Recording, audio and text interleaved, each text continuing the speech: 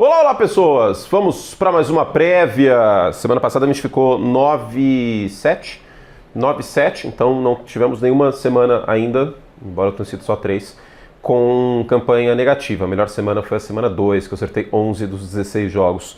Vamos nessa, é difícil palpitar no primeiro mês de temporada da NFL, mas aqui estamos. Daqui a pouco tem a zebrinha, mas antes a gente começa com as 4 histórias para ficar de olho. Antes delas, claro, se inscreva no canal, dê like no vídeo e para mais conteúdo. Teve uns 5 vídeos já só para os membros nessa semana, além de outros mais que eu vou fazer. Assine o Like Plus, venham com a gente e vamos nessa. Então vamos começar, vinheta na tela, Denis. Nessa semana o Denis, que é o nosso editor de documentários, está comigo no Vencedores e Perdedores e na prévia, porque o André está de merecidas férias. Vinheta na tela, meu querido, vamos nessa. Bom, a primeira história para ficar de olho é algo que talvez tenha passado um pouco batido para muitos de vocês. A NFL informou que a mudança de regra do touchback ser mais à frente, começando a campanha na linha de 35 e não de 30, ou seja, forçando os kickers da liga a chutarem dentro de campo e não na end zone, fez com que houvesse mais retorno neste ano. E os retornos estão mudando bastante a posição de campo. Eu estou com a minha colinha aqui. A gente saiu de 30,5% nas 3 primeiras semanas de 24 de retorno para 79,2%. Ou seja, apenas 30% era retornado no ano passado, eram retornados os chutes, e foi para quase 80%. A porcentagem de touchback caiu de 68% para 17%. A posição média de campo, ela não mudou tanto, né? Saiu de 29,6 para 29,5, de acordo com o relatório oficial da NFL. E mesmo assim, a gente está tendo mais pontuações, né? Porque alguns retornos estão aí, eu sei que essa é a média, né? A média está parecida de início de posição de campo, mas os retornos estão deixando o jogo um pouco mais empolgante. A ideia da NFL é que todas as jogadas importassem. E até ano passado, a verdade é que o kickoff estava pouco importando. Era o momento que o torcedor relaxava, porque imaginava que nada poderia acontecer. E essa é a graça da NFL. O próximo passo precisa ser o onside kick. Porque com a mudança de regra, de não poder se movimentar, papapi, a gente está tendo um retorno bem baixo, né? uma manutenção de posse bem baixa no onside kick comparado ao que já foi. O ideal seria um pouquinho melhor, vamos ver o que a NFL vai fazer no futuro, quem sabe adotar a chamada 4ª para 15, né? Uma única tentativa para ganhar 15 jardas ou algo assim. Eu acho que pode ser que precise ser um pouquinho mais, né? Uma 4ª para 20, quem sabe, mas vamos ver aí. O ideal seria na casa dos 15% de chance de um time recuperar a bola e manter a posse de bola depois de pontuar. Segunda história é a lei do ex-máxima. Micah Parsons, que torce para os Dallas... Torcia, né, quando criança, agora ele é profissional, mas cujo time de infância é o Dallas Cowboys e foi o time que ele draftou, o time do seu pai também. Ele escreveu isso numa das cartas abertas que fez aí aos Cowboys durante toda aquela novela contratual. Ele volta ao AT&T Stadium, volta a Dallas para enfrentar os Cowboys, que não estão num bom momento. Dallas vem de derrota contra os Bears. Dallas tem uma vitória só na temporada, 2 de campanha, e poderia muito bem ter perdido, porque a única vitória foi em casa contra os Giants e na prorrogação, depois de uma interceptação do Russell Wilson. Se não fosse o Brandon Aubrey, se os Cowboys tivessem um kicker mais ou menos, provavelmente estariam com 0-3 de campanha. A defesa de Dallas é la madre, uma defesa que é uma grandiosa mãe, porque realmente ela é muito fofa e permite tudo. É uma mãe que permite tudo, né? Mamães não permitam que seus filhos façam tudo, mas a defesa de Dallas permite. Né? A secundária sempre deixando alguém aberto, a marcação em zona, sem pressão ao quarterback, e é uma marcação frequente em zona, não está dando certo. E quem diria que uma defesa do Matt Eberflus não seria uma potência, né? Tudo bem que falta material para trabalhar, mas é uma defesa fofa e enfrenta o Green Bay Packers de Jordan Love. Aliás, enfrenta o Green Bay Packers de Jordan Love no mesmo palco que a gente teve a única eliminação de um cabeça de chave número 7 contra um cabeça de chave número 2, desde que os playoffs foram expandidos para 7 times em 2020. Isso aconteceu na temporada de 2023. Eu posso dizer que #eu estava lá, comentei essa partida, e os Packers eram zebra e venceram os Cowboys. Uma grande atuação do ataque, uma grande atuação do Jordan Love. Vamos ver o que vai acontecer nesse final de semana, daqui a pouco tem meu palpite. A terceira coisa para a gente ficar de olho, claro, é Lamar Jackson contra Patrick Mahomes, os dois em uma situação tanto quanto inimaginável quando a temporada começou. Ravens e Chiefs com campanha 1-2, ou seja, necessariamente alguém vai ficar com 1-3 de campanha, uma vitória e 3 derrotas, a menos que aconteça um empate. Mas os empates, a gente sabe, são bem raros. Então, olho nos jogadores além deles, claro. A defesa dos Ravens não está bem nesse início de temporada. Não foi a potência contra o jogo terrestre que a gente viu na temporada de 2024. Não está pressionando o quarterback como pode pelo talento que tem e está tomando muita big play. Do outro lado, o Kansas City Chiefs segue com o imbróglio de ausências e gente que não está jogando bem. O jogo terrestre está muito frágil. Kingsley Suamataia não está jogando bem como left guard. Enfim, eu poderia ficar até amanhã citando problemas. Vamos ver se o Xavier Worthy volta. Poderia ter voltado na semana passada, mas não voltou. Eu comento esse jogo a partir das 4h45, a gente tem o pré-jogo. E aí o kickoff 5h20 no Sport TV 3, tá bom? Sport TV 3 nesta semana. Para terminar, a gente tem aí o Thursday Night Football, outra partida que eu comento, o Sport TV 2 com o Everaldo na quinta-feira, né? Com um pré-jogo aí bem longo também, a bola aí mais ou menos 8h40 também a gente entra. 8h30, se não me engano, a gente entra com o pré-jogo um pouco mais longo na quinta-feira, para a gente antecipar o principal da rodada da NFL, o principal da semana 4 da NFL. Sobre o Thursday Night Football, Kyler Murray e Sam Darnold, momentos distintos da carreira, né? Porque este é o ano fatal do contrato do Kyler Murray. Se os Cardinals implodirem no final da temporada por conta dele, como aconteceu no passado, inclusive nas duas partidas contra Seattle, aí a coisa vai começar a ficar complicada. Eu não duvido que o Jonathan Gannon siga em frente em relação à posição de quarterback. Ele e a diretoria, claro, pensando no próximo ano. Realmente não duvido. Vale lembrar que o Jonathan Gannon, eu acho que faz um bom trabalho no geral, mas a última campanha contra São Francisco foi meio bizarra, né? Não é como se o Mac Jones fosse soltar o braço e as chamadas foram tentando prevenir isso. Foi um trabalho bem ruim. Então, em meio a isso, a gente tem um Kyler Murray contestado, um técnico que não está indo bem em quarto período, contra o Saints quase deu tragédia, inclusive também pensando nessa parte tática, e do outro lado a gente tem o Sam Darnold, que vem de um grande jogo, um jogo sólido contra o New Orleans Saints, se movimentando bem no pocket, mas pegou um New Orleans Saints que é o pior time da NFL neste início de temporada, e essa era a previsão. A defesa de Seattle, eu vou falar isso nos palpites, é algo que a gente fica bastante de olho, porque ela está começando a engrenar e ela é um pouco subestimada nesse momento, ela precisa ser mais falada. Vamos então ao nosso momento histórico, daqui a pouco os palpites. Bom, o momento histórico é um dos meus Super Bowls favoritos, Super Bowl 38, que começa um pouco esquisito e duas histórias para lá especiais. O New England Patriots chega ao Super Bowl na temporada de 2003, depois de ter vencido o Super Bowl em 2001 e não ter ido aos playoffs em 2002. 2002 é a única temporada com Tom Brady saudável que os Patriots não vão para os playoffs. Isso não aconteceu mais. A outra vez que eles não foram para os playoffs, o Brady machucou na semana 1 em 2008. Aliás, é a única temporada que o Brady não vai para os playoffs na carreira, lembrando, né, que é a temporada de 2002. Então, em 2003, a gente ainda não tinha uma aura de dinastia. E os Patriots não pareciam ser o time do destino naquela temporada. Quem parecia ser o time do destino naquele ano era o Carolina Panthers, que nunca tinha chegado ao Super Bowl e contava aí com o Jake Delhomme como seu grande líder. Também boas peças no lado defensivo, como por exemplo o Julius Peppers. Pois bem, os Panthers venceram várias partidas apertadas naquele ano, prorrogação e tudo mais, os chamados Cardiac Cats, os gatos cardíacos. Tadinho dos gatos cardíacos, mas foi a história da temporada dos Panthers. E aquela partida foi mais uma partida apertada, foi mais uma partida decidida no final, mas dessa vez a moeda caiu para o outro lado. O New England Patriots de Tom Brady conseguiu a vitória e foi o último quarto, talvez o quarto mais sensacional da história do Super Bowl. O último quarto do Super Bowl 38 teve 37 pontos combinados e ele culmina com Brady conduzindo a campanha que posiciona o chute para o Adam Vinatieri vencer a partida para New England e dar o segundo anel de Super Bowl para ele mesmo, claro, mas também para Brady e para Bill Belichick. Os Patriots eram favoritos naquela partida e ali começa de vez a dinastia, que acabou e depois continuou de uma outra forma. Mas é isso. Vamos para os palpites! Well, e o Joe Burrow continua machucado. Lembram de We Are the Super Bowl? Que momento, hein? Bom, vamos lá. Vamos aos palpites! Que falsete é indigno de MC Melody. Melody faz falsete ainda? Eu não sei. Deixa eu ver se eu notei as zebras aqui. São 3 zebras só? São 4 zebras. Eli vai aparecer 4 vezes, mas ainda não. Então vamos guardar Eli aqui. E vamos começar com os palpites. A gente está 9-7 na semana passada, eu preciso somar todas as semanas. Estamos positivos, isso que importa, né? O importante é ficar positivo.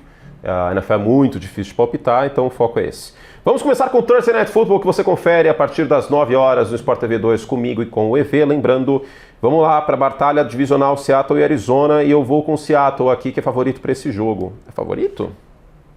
Eu acho que é favorito, tinha visto hoje uma vez que é favorito. E, bom, mesmo que não seja, né, se for zebrinha ou não, as coisas mudam, né, as linhas mudam do momento que eu faço o vídeo, que eu olho, até o momento que começa a partida. Então não se apeguem tanto a isso, e eu considero aí a linha média nos bookies, tá, nas casas.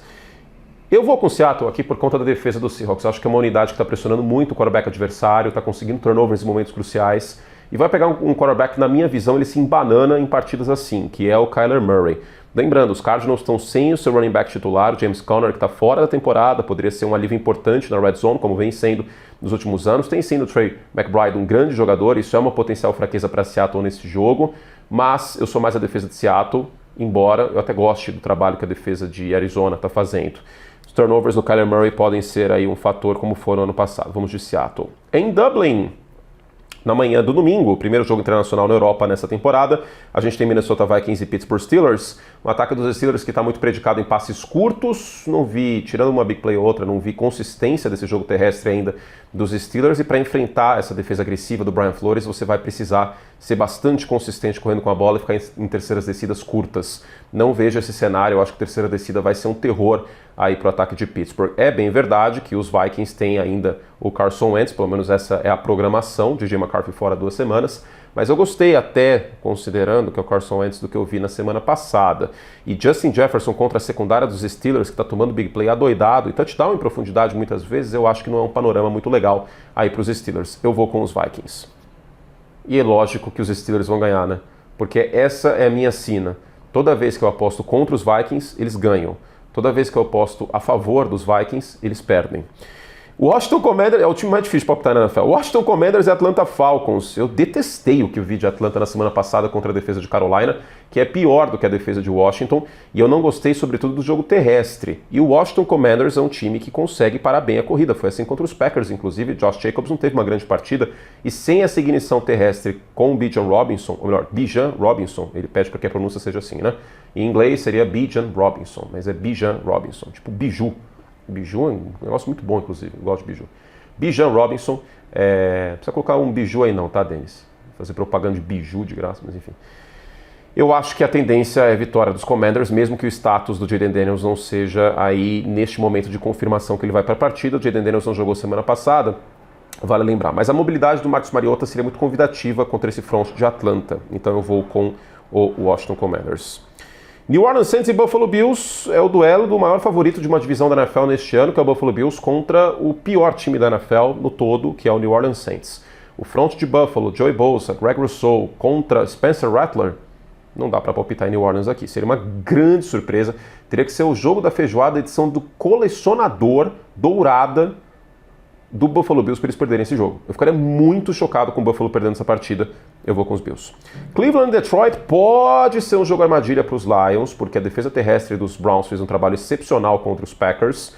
E tem Myles Garrett e amigos para pressionar o Jared Goff. E lembrando, quando o Jared Goff é pressionado, você já sabe como funciona há muito tempo. Ele sabe, a esposa dele, que aparece na série Quarterback, deve saber. Pai e mãe dele também devem saber. Aliás, o pai do Jared Goff é igualzinho ele, coisa impressionante. Todo mundo já sabe disso aí, tá careca de saber. E existe material humano para fazer isso na defesa de Cleveland. Mas a questão é que eu não consigo ver o ataque dos Browns fazendo muito estrago contra a defesa de Detroit fora de casa, especialmente depois das últimas 2 semanas, o que eu vi dessa defesa dos Lions, que aliás está jogando melhor do que o ano passado, também porque está mais saudável, mas está jogando melhor, então não consigo ir com Detroit, por mais que tenha, com Cleveland, por mais que tenha uma potencial armadilha, eu vou com os Lions em casa aqui. Tennessee e Houston, único duelo entre duas equipes sem vitórias nessa temporada, então alguém vai vencer o jogo. Defesa dos Titans não tem material humano para explorar, na minha visão, a maior fraqueza dos Texans, uma das piores linhas ofensivas da NFL. Eu acho que os Texans conseguem se recuperar aí com 1-3 e vão acabar se mantendo vivo na briga pelos playoffs, embora vivo naquelas, né? O Tennessee Titans, inclusive, tem um quarterback calouro contra uma grande defesa. Em meio às confusões da linha ofensiva dos Texans, eu acho que essa defesa dos Texans está passando um pouco abaixo do radar. É uma boa unidade. Eu vou com Houston em casa. Carolina e New England, eu acho que a defesa dos Patriots vai ganhar esse jogo aí para a equipe do Mike Vrabel, tá? Eu vejo um Bryce Young com problemas, pressionado, um Bryce Young que vai jogar fora de casa, num ambiente que New England sabe, o seu torcedor, que essa é uma partida que dá para ganhar, para se recuperar da derrota semana passada também em casa para o Pittsburgh Steelers. Então, em meio a isso, eu acredito que os Patriots devam sair vencedores. Olho na defesa dos Panthers, que eu não acho que tem recurso suficiente para pressionar o Drake May, e olho no jogo terrestre de New England, que sofreu com turnovers na semana passada. Los Angeles Chargers e New York Giants, a estreia do Jackson Dart, e eu acho que não poderia ser contra um adversário mais cascudo nesse primeiro momento. Os Chargers, melhor defesa da NFL em pontos cedidos por jogo desde o início da temporada passada, tem uma defesa bastante complexa, muito bem treinada e que faz muito disfarce, e isso pode ser um terror contra um quarterback calouro que às vezes segurava a bola mais do que deveria em Ole Miss e que o processamento pós-snap, na minha visão, ainda não está adequado. Então, com esses disfarces, com essas pressões simuladas, a coisa pode ficar bem complicada para o Jackson Dart, como ficou em alguns momentos para o Bo Nix na semana passada. A secundária dos Giants até que fez um bom jogo, tirando as faltas do Drew Phillips contra os Chiefs, mas eu acho que não tem material humano suficiente para conter Ladd McConkey pelo meio e para conter o Keenan Allen, que está em grande fase. Eu vou com os Chargers aqui, começando 4-0. Agora sim ela vai aparecer. Torcedor dos Eagles, se prepare para me ofender. Vamos, Philadelphia e Tampa Bay. Coluna 2! Ou coluna 1, né? Porque os Bucks jogam em casa e o time da casa na loteria esportiva jogava na coluna 1. Então, coluna 1! É coluna 1 ou coluna A? Puta, eu sempre erro isso aí. Enfim, vamos com Tampa aqui, que é zebra nessa partida. Vale lembrar que o Raimundão, Raymond James Stadium, foi palco de um dos maiores colapsos recentes em pós-temporada de um time que foi o Philadelphia Eagles em 2023. 2023 contra os Bucks. O time chegou derretendo, né, na pós-temporada, a secundária jogando muito mal. É outra equipe hoje, eu sei disso. Mas o ataque, sobretudo até o intervalo contra os Rams, está me lembrando um pouco a falta de criatividade, muito conceito vertical do perímetro, má utilização do A.J. Brown que eu vi naquele ano justamente contra a Tampa. E é bem verdade também que o Jalen Hurts melhorou como quarterback contra blitz do que a gente viu até a temporada de 2023. No ano passado ele foi um quarterback melhor contra blitz, inclusive fica o elogio do Hurts aí na parte mental do jogo, embora ainda não acho que esteja a par com os quarterbacks de elite da NFL aí em relação a isso. De qualquer forma, esse me parece um jogo armadilha aqui, depois de uma vitória bastante emotiva dos Eagles contra os Rams em casa, viajar contra a Tampa, um time quente e um time que está sabendo fechar jogos. Eu vou com Tampa aqui por 3 pontos. Eu acho que Tampa pode vencer no final essa partida com o Baker Mayfield em grande fase. Olho, porém, que os Bucks não contam com o Mike Evans. Isso pode ser um fator, especialmente porque a secundária dos Eagles não é aquela secundária de 2023, né? Uma secundária bem mais forte neste ano. Feeling total, tá? É aquele negócio. Palpite também é feeling, então eu vou com os Bucks como zebra. Indianapolis e Los Angeles Rams. Eu vou confiar no front dos Rams aqui contra o ataque dos Colts, que não é um ataque explosivo e que em alguns momentos empacou na red zone. Jonathan Taylor vem de uma grande partida, mas não acho que ele e o ataque aéreo vão ser explosivos e seria importante sê-lo contra os Rams. A red zone pode ser um tremendo fator, porque os Rams estão capitalizando na red zone com Kyren Williams e o Davante Adams, e os Colts deram umas vaciladas nos últimos jogos. Eu acho que talvez a gente tenha um senso de realidade maior para Indianapolis, que é um time sim, na órbita da pós-temporada, mas 3-0 eu acho que é uma campanha um pouquinho exagerada. Primeiro grande termômetro em termos de time, de defesa foi os Broncos, mas em termos de time é o Los Angeles Rams. E fiquem tranquilos que se os Colts vencerem, bom, aí eu vou elogiar porque vai ser muito merecido, jogo duro contra os Rams fora de casa. Vou com os Rams. Vamos para mais uma zebrinha aqui. Jacksonville Jaguars e San Francisco 49ers. Existe até expectativa que o Brock Purdy possa voltar para essa partida, mas independente disso, um Trevor Lawrence com mais proteção no pocket, porque não vai ter Nick Bosa do outro lado, eu vou com os Jaguars aqui, cujo front está pressionando bastante o quarterback, e seja o Mac Jones, seja o Brock Purdy, eu acho que eles vão ter problemas. Eu acho também que a secundária dos 49ers podem ter problemas em profundidade aqui. Esse é o tipo de jogo que o Trevor Lawrence pode virar a página em relação à narrativa que a gente está vendo aí nos últimos 2 anos, né, para falar muito a verdade. Embora a defesa de São Francisco seja top 5 em jardas cedidas por jogada, é uma defesa que não está pressionando muito o quarterback. Então, com o pocket limpo, eu imagino que o Trevor Lawrence possa fazer uma boa partida, e dadas as lesões em São Francisco, esse 3-0 de São Francisco também não é um 3-0 redondo, maravilhoso. Então eu vou com os Jaguars. E os Jaguars são zebrinha! Mais uma zebrinha para vocês. Seguindo, Baltimore e Kansas City, você fica aqui, minha querida. Você é meu louro mané desse quadro. Quando a Ana Maria volta de férias, hein? Ainda não encontrei a Ana Maria na Globo. Baltimore e Kansas City, eu vou com a zebra, que é o Kansas City Chiefs em casa. E com o Patrick Mahomes sendo zebra em casa, show de bola, né? A defesa terrestre dos Ravens não está jogando bem como no ano passado, então a gente pode ver o ataque terrestre de Kansas City mais desafogado. E eu acho também que é uma defesa que, assim como aconteceu até a semana 10, semana 11 do ano passado, está tomando muita big play. E quando o ataque dos Chiefs consegue chegar na red zone e tudo mais, isso está acontecendo com big plays, né? Tyquan Thornton, que é medonho como recebedor, mas nisso até que ele está fazendo um bom trabalho. Existe a expectativa do Xavier Worth voltar. Eu estou gravando na quarta-feira, então ainda não tem boletim médico, mas eu vou com os Chiefs aqui. Feeling também, tá? A defesa dos Ravens está muito mal, a defesa dos Chiefs está muito bem. Isso tem que ser mais falado. Eu sei que o ataque de Kansas City decepciona, mas a defesa está muito bem nesse início de temporada. Chicago Bears e Las Vegas Raiders é um jogo bem armadilha para os Bears, até porque a defesa terrestre de Chicago não me passa confiança e o Ashton Jeanty pode ter um grande jogo em casa aqui contra Chicago, olho nisso. Mas pelo que eu vi do ataque de Chicago engrenando na semana passada, muito bem chamado, recebedores completamente abertos, trick plays, né, teve flip flicker e tudo mais, talvez os Bears consigam engatar aí a segunda marcha contra um time que acho que moralmente está um pouco abalado esse início de temporada aí dos Raiders. Eu vou com os Bears aqui.